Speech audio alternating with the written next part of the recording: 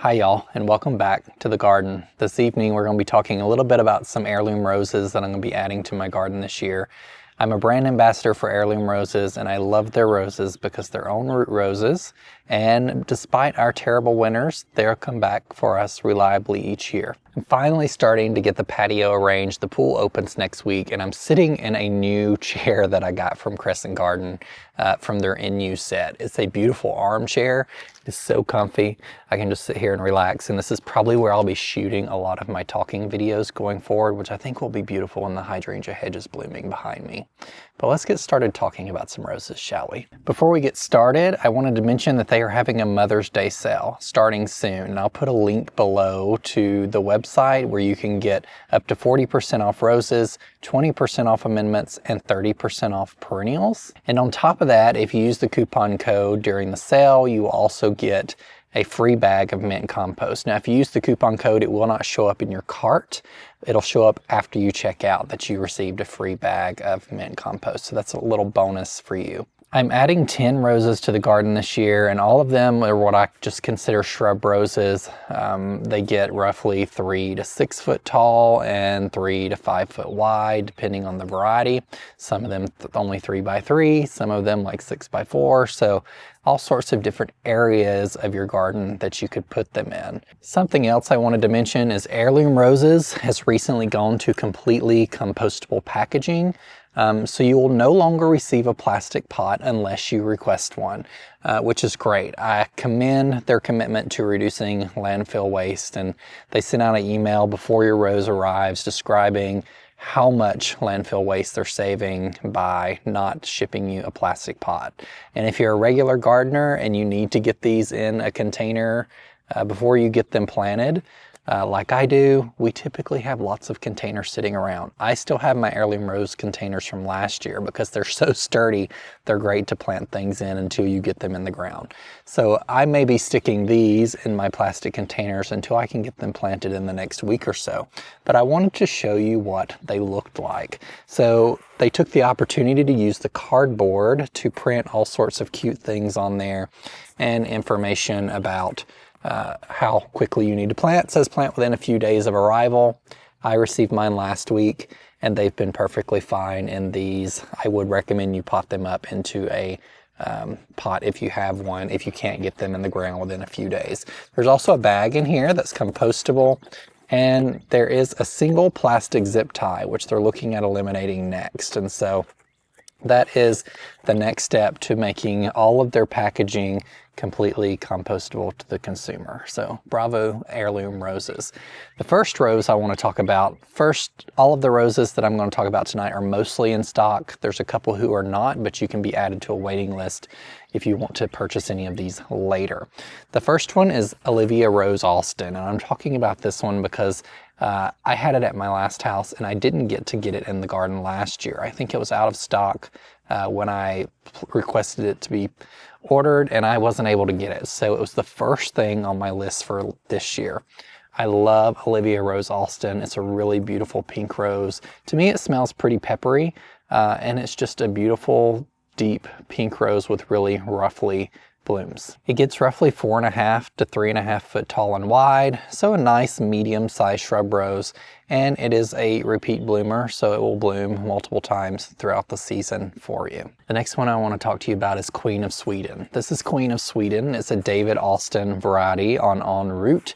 It gets roughly 5 foot tall and 3 foot wide, and I had never seen this one in person until I traveled to Heirloom Roses last year.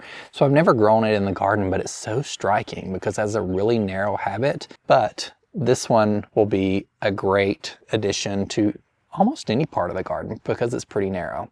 Queen of Sweden is a soft pink rose, by the way.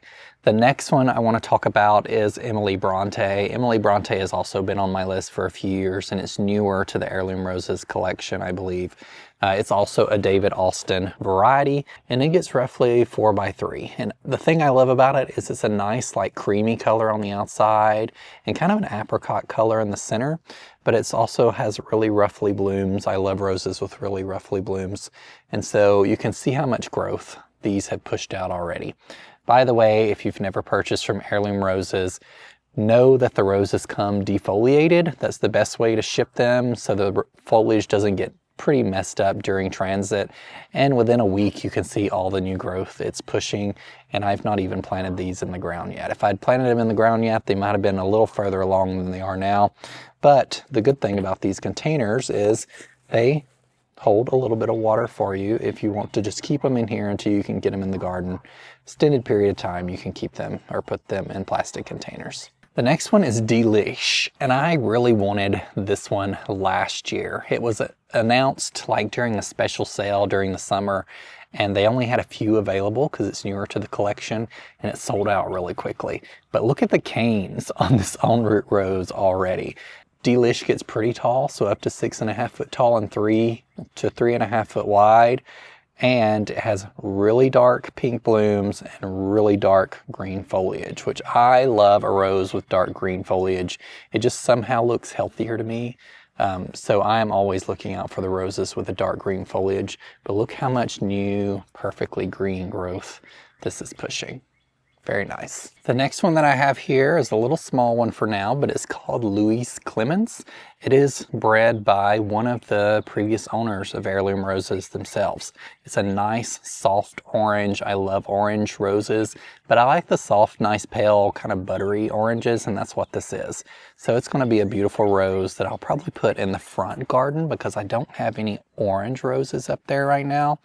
And I'm really looking forward to seeing blooms off this one this season. The next one on my list was Top Cream, and this is also a pretty new one. Can you get a recurring theme here? Getting a lot of the newer varieties to test them out, as I always love to do. But Top Cream is a nice creamy white rose. I don't have any white roses in my garden. Look how healthy these stems look on here. And it gets roughly 5 by 3. It's a repeat bloomer for you. I choose typically either repeat blooming roses or continuous blooming roses. Repeat blooming roses bloom multiple times a year, kind of in flushes. Continuous blooming roses may have an initial flush and then they're going to bloom all throughout the season, a few blooms at a time. And I always want one of those roses in my garden that is in bloom. So I always pick repeat or continual blooming. So if you're on Heirloom Roses website and you see those options as filters, you can filter their entire rose collection by repeat or continuous blooming. Repeat blooming is nice because you get a big flush multiple times a year, at least twice, and then continuous blooming, that big flush, and then you'll get singles here and there that you could pick off to add to your arrangements in the summer. The next one I have here is Uptown Girl, roughly 3.5 by 3.5, and it has beautiful coral to peach blooms, so it's a nice kind of square, oval, or round shape rose, being that 3.5, 3.5. But one thing to note, it is very prickly. Look at all the thorns that are on this. So this one will be definitely fun to prune here and there, but I love that color in the garden. Peach to coral, that's right where I'm at. The next one is 𝗍𝗛𝗍𝗑𝗧𝗦, roughly 5 foot tall, 3 foot wide, and it has a really, really large pink blooms, dark pink. This is also one that I believe they may have released last year in a limited selection. I'm not for certain, but I think it was one around when 𝗣𝗜𝗗𝗃𝗓 was released. Both of them were released around the same time. But really beautiful rose, really large blooms, and you'll enjoy it in your garden. I'm excited to see this one bloom this year. And the last one I have with me is Fun in the Sun, roughly 4.5 tall by 3 wide. Nice cream to yellow to pink roses, so the kind of edges are cream, then it kind of forms, you know, kind of a yellow, buttery yellow, and then a soft pink. It looks like a sunset, so it has a great name, being Fun in the Sun. Very fragrant rose, but I'm excited to see this one bloom as well. I think this one will probably go in the front garden bed because it'll be a nice smaller size and then kind of mingle really well with some of the other plantings I have up there. But I'm also going to be planting some of those in the shrub border behind me. So you'll see the hydrangea hedge behind me here is looking really great. On the other side, there's lots of spaces to fill with some other shrub items. So some of these roses will be going there. Fun in the Sun is currently out of stock, it looks like, as of shooting this video. But if you're interested in that one, you can always subscribe to notifications on Heirloom Roses website, and they will send you a notification when it comes in stock. My understanding how their system works is there's a queue, and they send the notifications out in batches. If people don't respond, then they send more. So subscribe to those notifications early if you're interested in them, and you'll definitely get notified when it becomes available, and you'll have a limited time to order before other people are notified as well. The last one is Perfumed Kiss, and this one is technically out of stock because it's not been released yet this year. They're trying to make sure that they have enough stock and that the stock is reliable. This is one thing that I love about Heirloom Roses. If you order a rose from them and it's not up to their standards when it becomes available or your shipping period, they will not sell it to you. So they're not going to send you a bad rose. They will keep it and they will cancel and refund that part of your order. And then you could reorder if you wanted to or subscribe to notifications when it becomes available. I had a couple of roses that I ordered last year that happened to. But Perfume Kiss is a new one. It's going to be roughly 3x3. And the best thing I can describe it is, it's that perfect lavender color. Very fragrant and a repeat bloomer. So it's going to be a really beautiful one. I'm looking forward to coming out soon. Thank y'all for joining me this evening. Make sure if you're interested to take advantage of this Mother's Day sale, get some roses for yourself or your favorite mom, and stick around and follow along this season as we watch these grow along. I'll be posting plenty of updates on here as well as on Instagram when all of these things start blooming, so you can follow me there as well. Thank y'all for joining me, and remember, be a light. Take care. Bye.